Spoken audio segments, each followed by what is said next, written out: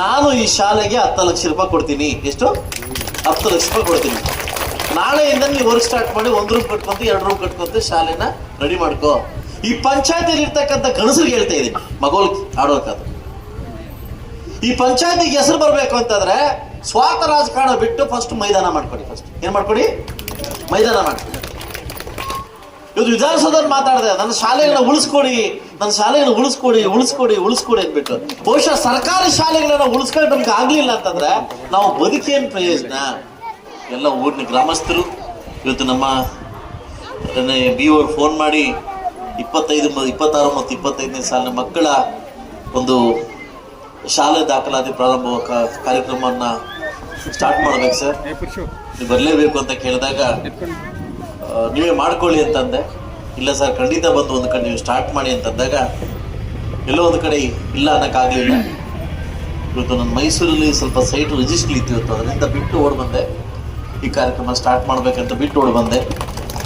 ಬಿಟ್ಟಾದ್ಮೇಲೆ ಇಲ್ಲಿ ಬಂದು ಅರ್ಥ ಆಯಿತು, ಬಹುಶಃ ಮಿಸ್ ಆಗಿದ್ರೆ ಎಂಥ ಮಕ್ಕಳು ಮಿಸ್ ಆಗ್ತಾ ಇದೆ ಅನಿಸ್ತು. ಎಂಥ ಚಿಕ್ಕ ಕಾರ್ಯಕ್ರಮ, ಚೊಕ್ಕದಾಗಿದೆ ಕಾರ್ಯಕ್ರಮ ಅಂತ ಅನಿಸಾಯಿತು. ಇವತ್ತು ಬಿಸಿಯೂಟ ಕಾರ್ಯಕ್ರಮ ಪ್ರಾರಂಭ, ಸಮವಸ್ತ್ರ ಕೊಡ್ತಕ್ಕಂಥ ಪ್ರಾರಂಭ, ಮಕ್ಕಳಿಗೆ ಬುಕ್ಸ್ ಕೊಡೋ ಪ್ರಾರಂಭವನ್ನು ಇವತ್ತು ತಾಲೂಕಿನಾದ್ಯಂತ ಎಲ್ಲ ನನ್ನ CRPFಗಳು ಮತ್ತು ಎಲ್ಲ BO ಎಲ್ಲ ಸೇರಿಕೊಂಡು ಇವತ್ತು ಒಂದು ಕಡೆ ಸ್ಟಾರ್ಟ್ ಮಾಡ್ತೇವೆ. ಇಡೀ ಮುಳಬಾಗಿಲು ತಾಲೂಕಿನ ಎಲ್ಲ ಶಾಲೆಗಳಲ್ಲಿ ಕೂಡ ಈ ಕಾರ್ಯಕ್ರಮ ಇವತ್ತಿಂದ ಶಾಲೆ ಪ್ರಾರಂಭ ಸ್ಟಾರ್ಟ್ ಆಗ್ತಾ ಇದೆ. ಇವತ್ತು ನನಗೆ ಇಲ್ಲಿ ಬಂದು ಸಂತೋಷ ಆಗಿರ್ತಕ್ಕಂಥ ಏನಂತಂದರೆ, ಈ ಕನಸಂದ್ರ ಈ ಕನ್ನಡ ಸರ್ಕಾರಿ ಕನ್ನಡ ಹಿರಿಯ ಶಾಲೆಯಲ್ಲಿ 70 ಮಕ್ಕಳು ಓದ್ತಾ ಇದ್ದಾರೆ ಅಂತಂದರೆ ಬಹುಶಃ ಇನ್ನೂ ಕನ್ನಡ ಶಾಲೆ ಬದುಕಿದೆಯಾ ಅನ್ನೋದಕ್ಕೆ 85 ಮಕ್ಕಳು ಓದ್ತಿದ್ದಾರೆ ಅಂತಂದ್ರೆ ಬಹುಶಃ ತುಂಬ ಖುಷಿ ಆಯಿತು ಈ ಶಾಲೆಗೆ ಬಂದಾದ್ಮೇಲೆ. ಬಟ್ ಆದರೂ ಗ್ರಾಮ ಪಂಚಾಯತಿ ಸದಸ್ಯರ ಮೇಲೆ ಒಂದು ಚಿಕ್ಕ ಕೋಪ ಇದೆ, ಅದು ಹೇಳ್ಬಿಡ್ತೀನಿ, ಮೈಕಲ್ಲೇ ಹೇಳ್ಬಿಡ್ತೀನಿ. ಪೆಟ್ಕೊಂಡ್ ಪೈ ಹೊಡೋದು ಕಾರಣೇನೋ ಹಿರಿಯ ಸಿದ್ದೇಶ್ ಪೈನವರು, ನಿಮ್ಮ ಮಕ್ಕಳು ಓದ್ತಾ ಇದ್ದಿದ್ರೆ ಸ್ಕೂಲಲ್ಲಿ, ನಿಮ್ಮ ಮಕ್ಕಳು ಹೋಗೋ ಶಾಲೆಯಲ್ಲಿ ಇದ್ದಿದ್ರೆ ನಿಮ್ಮ ಮನೆ ಮುಂದೆ ಈ ಥರ ಇಟ್ಕೊತಾ ಇದ್ರಾ? ಒಂದು ಪ್ರಶ್ನೆ ಬೇಕು ನನಗೆ. ಬಹುಶಃ ನಿಮ್ಮ ಮಕ್ಕಳು ಮೀ ಬಿಡ್ಲೇ ಒಂದು ಸ್ವಲ್ಪ ಉಂಡೆ ಸ್ಕೂಲ್ ಮುಂದೆ ಈ ಥರ ಏನಾದ್ರು ಇಟ್ಕೊತಾ ಇದ್ರ? ಈ ಗ್ರಾಮ ಪಂಚಾಯತ್ ಸದಸ್ಯರಿಗೆ, ಅಧ್ಯಕ್ಷರಿಗೆ ಈ ಮಾತು ಕೇಳ್ತೀನಿ. ಬಂದ ತಕ್ಷಣ ನೋವಾಯ್ತು ನನಗೆ, ಆ ಮಕ್ಕಳು ನೀರಲ್ಲಿ ಇದ್ದು ನೋವಾಯ್ತು. ಇದನ್ನ ಜಲ್ಲಿ ಓಡಿಸೋ ಕಾರ್ಯಕ್ರಮ ನಿಮಗೆ ಮನಸ್ಸು ಗೊತ್ತಾಗಿಲ್ವ ನಿಮಗೆ? ಅಟ್ಲೀಸ್ಟ್ ಒಂದು ಸ್ಕೂಲ್ಗೆ ಇದು ಮಣ್ಣು ಹೊಡಿಸ್ಬಿಟ್ಟು ಮಕ್ಕಳು ಹೋಗ್ಬೇಕಂತ ಗೊತ್ತಿಲ್ವ? ಬಹುಶಃ ನಾನು ಒಂದು ಅರ್ಥ ಮಾಡ್ಕೊಳ್ಳಿ, ಇವತ್ತು ನಾನು MLA ಆಗಿದ್ದೀನಿ, ಇವ್ರು BO ಆಗಿದ್ದಾರೆ, ನೀವೆಲ್ಲ ಇಲ್ಲಿದ್ದೀರಿ ಅಂತಂದ್ರೆ ಕನ್ನಡ ಶಾಲೆಯಿಂದ ಮಾತ್ರ. ನಾನು ಕೂಡ ಕನ್ನಡ ಶಾಲೆ, ನಾನು ಕೂಡ ವರ್ಷಕ್ಕೊಂದು ನನ್ನ ಶಾಲೆ ವಿಸಿಟ್ ಮಾಡ್ತೇನೆ. ನನ್ನ ಶಾಲೆ ಎಲ್ಲರೂ ಮಾತಾಡ್ಸ್ಕೊಂಬರ್ತೀನಿ ಹೇಗಿದ್ದೀರಿ ಅಂತ. ಯಾಕೆಂತಂದ್ರೆ ನಾನು ಯಾವತ್ತೂ ಬುಡ ಮರಿಬಾರ್ದು, ಕೊನೆ ಅಲ್ಲ ಬುಡ ಮರಿಬಾರ್ದು.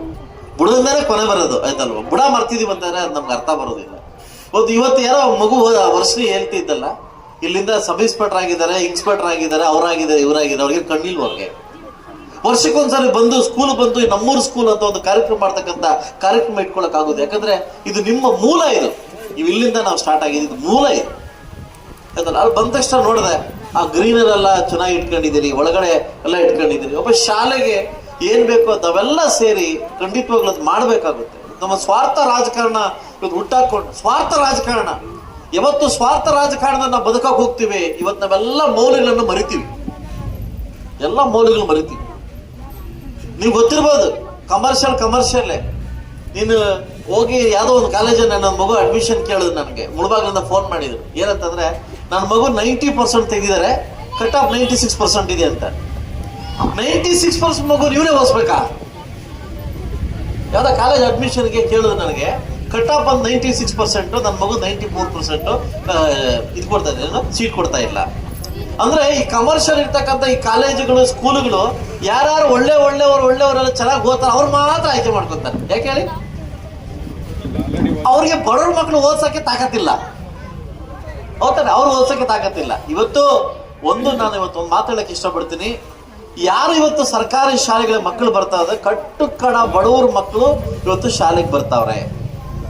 ಬಹುಶಃ ನಾವೆಲ್ಲ ರಾಜಕಾರಣದಲ್ಲಿ ಇವತ್ತು ಶಾಸಕರಾಗಿ ನಾವೆಲ್ಲ ಇದೀವಿ, ಆ ಮಕ್ಕಳಿಗೆ ವಿದ್ಯಾಭ್ಯಾಸ ಕೊಡಕ್ ನಮ್ ಕೈಲಿ ಆಗ್ಲಿಲ್ಲ, ಅವ್ರಿಗೆ ಸೌಲಭ್ಯ ಕೊಡಕ್ ಆಗ್ಲಿದ್ರೆ ಈ ಸರ್ಕಾರ ಏನಕ್ಕೆ, ಈ ಶಾಸಕರೇನಕ್ಕೆ, ನೀವೇನಕ್ಕೆ, ನಾವೇನಕ್ಕೆ, ಮತ್ತೆ ಈ ಶಾಲೆಗಳೇನಕ್ಕೆ? ಇವತ್ತು ವಿಧಾನಸೌಧದಲ್ಲಿ ಮಾತಾಡಿದೆ, ನನ್ನ ಶಾಲೆಗಳನ್ನ ಉಳಿಸ್ಕೊಡಿ, ನನ್ನ ಶಾಲೆಗಳನ್ನ ಉಳಿಸ್ಕೊಡಿ ಅಂದ್ಬಿಟ್ಟು. ಬಹುಶಃ ಸರ್ಕಾರಿ ಶಾಲೆಗಳನ್ನ ಉಳಿಸ್ಕೊಂಡು ನಮ್ಗೆ ಆಗ್ಲಿಲ್ಲ ಅಂತಂದ್ರೆ ನಾವು ಬದುಕೇನ್ ಪ್ರಯೋಜನ?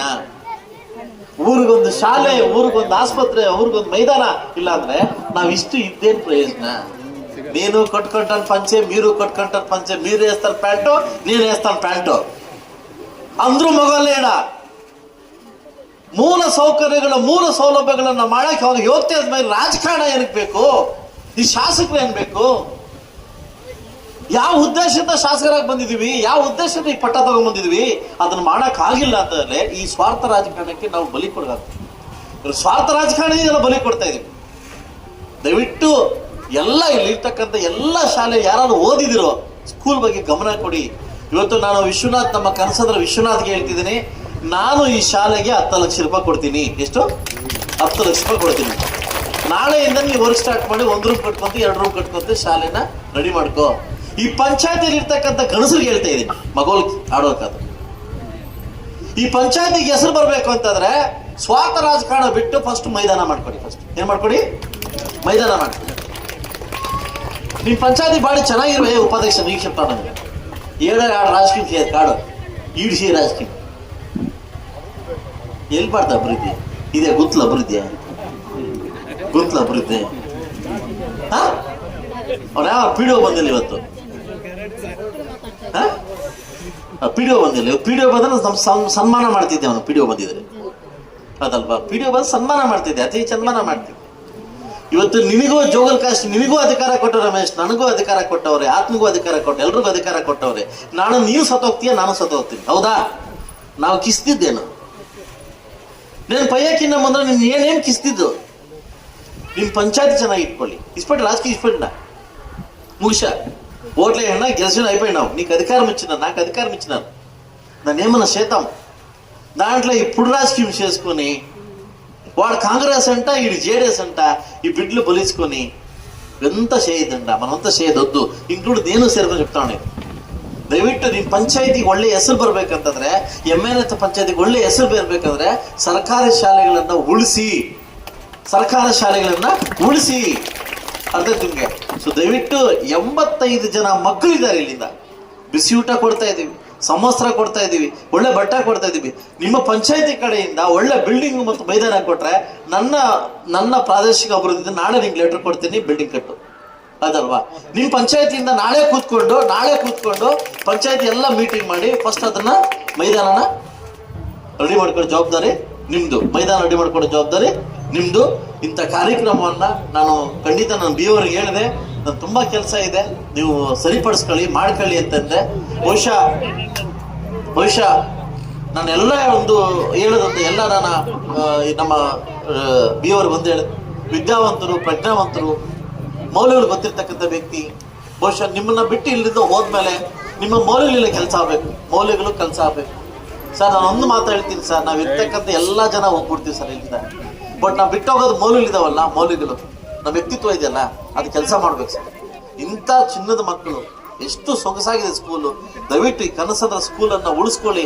ಈ ತರ ಕನಸಂದ್ರ ಸ್ಕೂಲ್ಸ್ ನೂರಾರು ಸ್ಕೂಲ್ಸ್ ಇದೆ, ನಾವೆಲ್ಲ ಉಳಿಸ್ಕೊಳ್ಳೋಣ. ನಾವು ಆಂಧ್ರ ಗಡಿಭಾಗದವ್ರು ಇವ್ರ ಕಾಟ ನಮ್ಗೆ ತಡೆಯಕ್ ಆಗ್ತಾ ಇಲ್ಲ. ಆಂಧ್ರ ಕಾಟ ತಡೆಯಕ್ ಆಗ್ತಾ ಇಲ್ಲ. ಯಾಕೆಂದ್ರೆ ಸರ್ಕಾರಿ ಶಾಲೆಗೆ ಮಕ್ಕಳು ಯಾರು ಬರ್ತಾರೋ ಪ್ರತಿ ಮಕ್ಕಳಿಗೆ 15,000 ತಿಂಗಳಿಗೆ, ವರ್ಷಕ್ಕೆ 15,000. ನಮ್ಮಲ್ಲಿ ಏನ್ ಕೊಡ್ತಾ ಇದೀವಿ?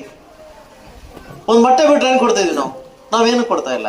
ಆದ್ರೆ ಇಂಥ ಟಫ್ ಕಂಡೀಷನ್ ಅಲ್ಲಿ ಇಂಥ ಶಾಲೆಗಳು ಉಳಿಸ್ಕೊಂಡಿದೀವಿ ಅಂತಂದ್ರೆ ನಾವೆಲ್ಲ ನಾಗರಿಕರು, ಮುಳಬಾಗಿಲು ತಾಲೂಕಿನ ಎಲ್ಲ ನಾಗರಿಕರು ನಾವೆಲ್ಲ ಸೇರಿ ಸರ್ಕಾರಿ ಶಾಲೆಗಳನ್ನ ಉಳಿಸ್ಕೋಬೇಕು. ಉಳಿಸ್ಕೊಂಡ್ರೆ ಮಾತ್ರ ನಮ್ಗೆ ಬುನಾದಿ ಇರ್ತದೆ ಅಂತ ಹೇಳ್ತಾ ಈ ಒಂದು ಕಾರ್ಯಕ್ರಮ ನನ್ನ ಕರೆದು ಈ ಒಂದು ಮಕ್ಕಳಿಗೆ ಕೊಡ್ತಕ್ಕಂಥ ಕಾರ್ಯಕ್ರಮವನ್ನ ತುಂಬಾ ಅಚ್ಚುಕಟ್ಟಾಗಿ ತುಂಬಾ ಮಾಡಿದಿರಿ. ಈ ಶಾಲೆಯ ಪ್ರಾಧ್ಯಾಪಕರಿಗೂ ಮತ್ತು ಅಧ್ಯಕ್ಷರಾಗಿರ್ತಕ್ಕಂಥ ಗೋವಿಂದ ಗೌಡ್ರಿಗೂ, HM ಆಗಿರ್ತಕ್ಕ ಗೊಂದಗೌಡ್ರಿಗೂ, ಎಲ್ಲ ಪ್ರಾಧ್ಯಾಪಕರಿಗೂ ನಿಮ್ಮಲ್ಲಿ ಒಗ್ಗಟ್ಟಿದ್ರೆ ಮಾತ್ರ, ನಿಮ್ಮಲ್ಲಿ ಮಕ್ಕಳನ್ನ ಬೆಳೆಸ್ಬೇಕಂತ ಉದ್ದೇಶ ಇದ್ರೆ ಮಾತ್ರ ಆ ಮಕ್ಕಳು ಉದ್ಧಾರ ಆಗ್ತವೆ.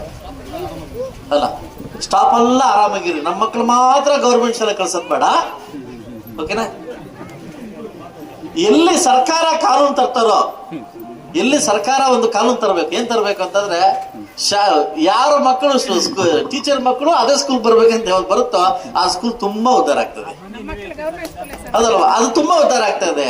ನೀ ಬಿಟ್ಲು ಮಾತ್ರ ಅಮೃತ ಜ್ಯೋತಿಗೆ, ನಾನ್ ಜ್ಯೋತಿಗೆ, ಕನ್ನಲ್ ಬಿಟ್ಲು ಮಾತ್ರ ನೀ ಶಾಲೆಗೆ, ಆಯ್ತಲ್ವಾ? ಇದನ್ನ ನಾವು ಇನ್ಕ್ಲೂಡಿಂಗ್ ಇದು ನಮಗೂ ಸೇರ್ ಮಾಡ್ಬೇಕು. ಇದನ್ನ ಯಾವಾಗ ಮಾಡ್ತಾರ ಬೇಸ್ ಮಟ್ಟಿಂದ ನಾವು ತಯಾರಾಗ್ಬೋದು. ನಾನು ಮುರಾರ್ಜಿ ಸ್ಕೂಲ್ ಬಗ್ಗೆ ಒಂದು ಮಾತಾಡೋಕೆ ಇಷ್ಟಪಡ್ತೀನಿ. ಇವತ್ತು ಕರ್ನಾಟಕದಲ್ಲಿ ಟಾಪ್ ಎಲ್ಲಾದ್ರೂ ಚೆನ್ನಾಗಿ ಓದ್ತಿದ್ರಂತ ಮುರಾರ್ಜಿ ದೇಸಾಯಿ ಮಕ್ಕಳು ಟಾಪಲ್ಲಿ ಓದ್ತಿದ್ದಾರೆ. ಕರ್ನಾಟಕದಲ್ಲಿ ಹೈಯೆಸ್ಟ್ 625 ಬಂದಿರೋದು ರಾಜ್ಯ ಮಕ್ಕಳು ಅದಲ್ವಾ. ನಾವು ಇದು ಖಾಸಗಿ ಶಾಲೆಯಿಂದ ಸರ್ಕಾರಿ ಶಾಲೆ ನಾವು ಯಾವ್ದಾದ್ರು ಕಡಿಮೆ ಇದೀವಿ. ನಾನು ಅದಕ್ಕೆ ನಾವು ಇಂಡಿಪೆಂಡೆನ್ಸ್ ಡೇ ರಿಪಬ್ಲಿಕ್ ದಿವಸ ನಮ್ಮ ಮಕ್ಕಳು ಕರೆದು ಡ್ಯಾನ್ಸ್ ಆಡಿಸೋದು, ಅವರಿಗೆ ಪ್ರಶಸ್ತಿ ಕೊಡೋದು. ಯಾಕಂದ್ರೆ ಅವ್ರು ಮುಂದೆ ಬರಲಿ ಅಂತ. ನಾನು ಖಾಸಗಿ ಶಾಲೆ ಮಕ್ಕಳು ಪ್ರೈಸ್ ಕೊಡಲ್ಲ, ಸರ್ಕಾರಿ ಶಾಲೆ ಓದೋರಿಗೆ ಲ್ಯಾಪ್ಟಾಪ್ ಕೊಡೋದು. ಯಾಕಂದ್ರೆ ಉತ್ತೇಜ ಮುಂದೆ ಬರ್ಲಿ ಅಂತ ಹೇಳ್ತಾ, ಖಂಡಿತವಾಗ್ಲು ಮುಂದಿನ ದಿವಸ ಕೂಡ ನಮ್ಮ ಏನು ಬಿ ಅವರು ಬಂದಿದ್ದಾರೆ, ಒಳ್ಳೆ ಬಿ ಅವರು ಬಂದಿದ್ದಾರೆ. ಅವ್ರಿಗೂ ಒಂದು ವಿಷನ್ ಇದೆ, ಕನಸಿದೆ, ಏನೋ ಮಾಡ್ಬೇಕಂತ ಕಾತರ ಇದೆ. ಖಂಡಿತವಾಗಿ ನಾನು ಯಾವಾಗೂ ಅವ್ರು ಸಪೋರ್ಟ್ ಮಾಡ್ತೀನಿ, ಟೀಚರ್ ಜೊತೆ ಯಾವತ್ತೂ ಇರ್ತೀನಿ ಅಂತ ಹೇಳ್ತಾ ಈ ಕಾರ್ಯಕ್ರಮಕ್ಕೆ ಅವಕಾಶ ಮಾಡಬೇಕು. ತಮ್ಮೆಲ್ಲರಿಗೂ ಒಂದು ನಾನು ಮಾತು ಮುಗಿಸ್ತೇನೆ. ಎಲ್ಲರಿಗೂ ಒಳ್ಳೆಯದಾಗಿ.